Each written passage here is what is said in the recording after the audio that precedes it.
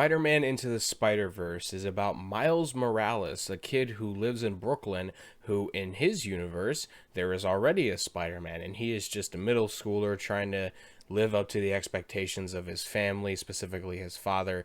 But one day, while going into a subway with his uncle and doing a bunch of graffiti, he gets bitten by a radioactive spider, and then he once meets Spider-Man and Kingpin, who end up making some sort of multiverse, sort of dimensional machine that basically explodes. And now, instead of one Spider-Man, and now instead of two Spider-Men, we now have like six Spider-Men and women. Spider-Man Into the Spider-Verse is just so damn good. This movie is basically a love letter to Spider-Man himself. I mean, it does almost everything right with what a Spider-Man movie should be and what there should be in a Spider-Man movie. I mean, you have the relatable characters, you have the underdog mentality, you have the swell of emotions when he finally gets his shit together moment, and honestly, it's one of the best superhero movies and Spider-Man movies ever made. Say what you want about this movie, but the reason I feel like this movie is so much better than any other live action superhero movies, or at least most of them nowadays, it's not because of the characters, it's not because of the story, it's because of the animation. The animation is gorgeous. It is so good to see. And in a world with oversaturated movies, such as all these superhero movies with DC, Marvel, and all these other people, to have a refreshing look on what a movie could be with superheroes and having the style of animation that it has, it just breathes so much life to the character. And Spider-Man is naturally like a more hyper acrobatic, sort of like off the wall kind of character as far as his fighting style, or at least what you can do with him. And putting that in animation, it's just like the possibilities are endless with him. The style of animation is very different from other animation movies that you may see currently nowadays. For example, if we take Raya and the Last Dragon, that is a more hyper-realistic sort of drawing, almost. Like, you get to see like the rain falling on the characters, and it looks so smooth and realistic in a way, whereas this movie is more cartoonish, and it looks more like it's from a comic book. And honestly, that's what I would prefer for a superhero movie like that. I don't need anything to be like really glossy and like super realistic. You know, if you want to throw a little bit of like comic flair style animation in there, I am more than happy. It breathes so much life into the character, being able to be like, hey, let's take a look at what we've seen before and kind of put a spin on it. Let's do something a little bit different. Let's get back to our roots almost, you know, because, you know, if anything, these are comic book movies. Why not make it more comic booky? Not everything needs to be way too serious, and I think this movie captures that in its animation alone. But this movie has way more going for it than just its animation, though.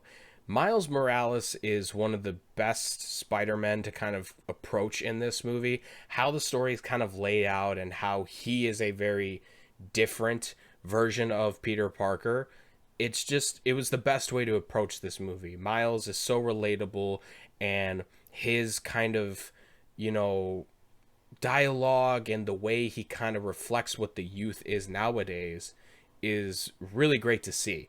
This is honestly a great representation for younger people for Spider-Man, because if we've looked at other Spider-Man movies, let's say for Sam Raimi or even the recent MCU movies, Spider-Man's in high school at that point, either graduating high school or like in the middle of high school. Miles Morales is in middle school in this movie. Well, now I do think that's a little odd to me personally, to be like, wow, this kid's in middle school and he's doing all this. Like, that seems a little too early.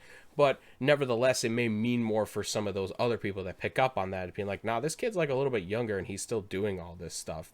And he's dealing with real problems like the expectations that he has from his family, specifically his father, who I think is really great in this movie. He has this overbearing, authoritative presence because he is a police officer, and you feel that throughout the entire movie. And then at the end of the movie, when everything kind of goes well and he kind of opens up a little bit, it's so rewarding in the end. Peter B. Parker is also a great addition to this movie, because before we'd always seen either Peter's in high school, or he's finishing high school, or he's going to college, or he's slightly younger than that. And we never really get to see Spider-Man in his like adult kind of life where everything has gone to shit. Like Peter B. Parker's universe, the way that he's portrayed in that is he had to divorce Mary Jane, he had to bury his Aunt May, he just life just keeps pounding him in the dirt, and he still does Spider-Man, but at a cost of like him being like completely out of shape, and just life is just not going the way that he wanted it to. And I really do enjoy that aspect of this Spider-Man. A jaded Spider-Man is something we had never seen before. We got glimpses of it in Spider-Man 3 with the symbiote, but that was more of like a symbiote enhancing his anger rather than him just being like, man, life's kind of sucking right now, and like I'm just having to live through this. And I will say, the greatest character in this movie, there is no doubt, the best character in this movie is Spider-Man Noir, specifically because he's voiced by Nicolas Cage. There is nothing more to be said about this. If you haven't seen it, watch it. He has the best lines in the movie. He is the best character, even though he's only in it for probably about half the movie. Maybe even a little bit less. I implore you, rewatch this movie, and you tell me who's better than Spider-Man Noir. Nobody. And I will say, all these characters are really good. I do love a lot of the stuff that they have in here. Like Uncle Aaron and his relationship with Miles is great to watch. And then the eventual twist of, you know, Uncle Aaron ending up being like he's been the Prowler the whole time. And then his death is basically, you know, Peter Parker's version of Uncle Ben, or Gwen Stacy's version of Peter and her universe. And it's a really great relationship, and it's a really great twist to see. And Spider-Man does pretty good with its twist now that I think about it. If you look at the last few movies that they've done with him, there's something with Spider-Man and twists that just work pretty well. But I will say the one character that kind of suffers in all of this, and it happens to be Kingpin. And it's really not his fault. There's a lot going on in this movie. It could have been maybe the time extended a little bit. It's a little under 2 hours. And honestly, if they would have added like a couple more minutes to this and given Kingpin some more characterization, I would have preferred that. But I also understand in the sense that this movie is very fast paced.